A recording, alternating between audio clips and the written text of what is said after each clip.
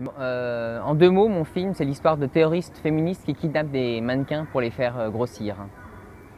Ça, c'est le point de départ du film. Cette idée m'a intéressé parce que faire une satire sur l'obsession de la beauté dans notre société, ça me permettait aussi de faire une sorte de satire sur le cinéma. C'est-à-dire une satire de la beauté au cinéma. Dans le cinéma, dans la plupart des films, les stars féminines, les actrices principales sont toujours jeunes, belles, etc., sans que ce soit justifié par le script, sans que ce soit justifié par le récit, ni par le personnage.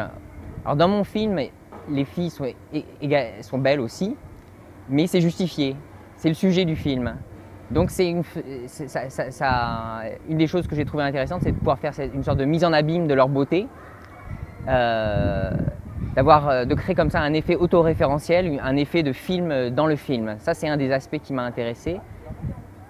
Ensuite, cette satire de la beauté, de l'obsession de la beauté, pour la mettre en place, j'ai utilisé une logique qui est...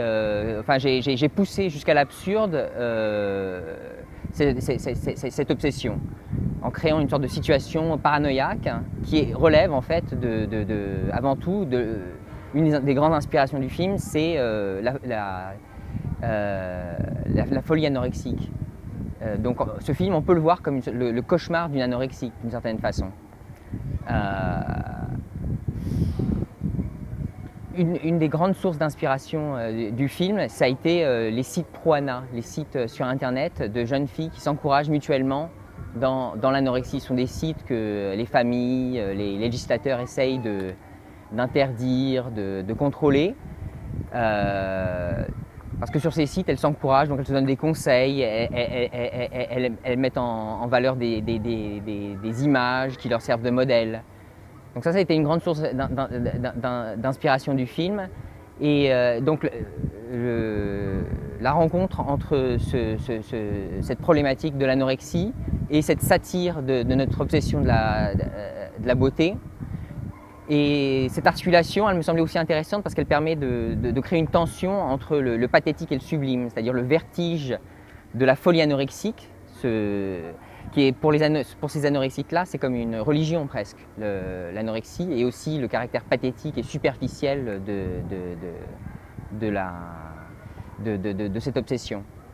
Donc ça, c'est à peu près les éléments qui m'ont donné envie de faire le film. Après, j'ai aussi trouvé comment transcrire sous forme de mise en scène ces idées, c'était aussi un des moteurs, parce que la mise en scène se place d'une certaine façon, pour dire ça rapidement, du point de vue d'une anorexique en quelque sorte, quoi.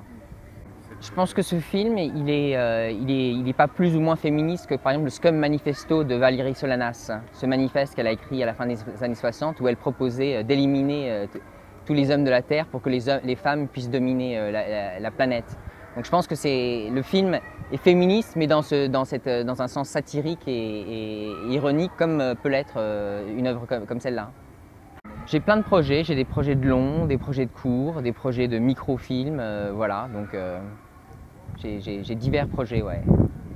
J'aime pas trop parler de projets qui sont en cours, bon disons, je peux donner un indice, chewing-gum, voilà.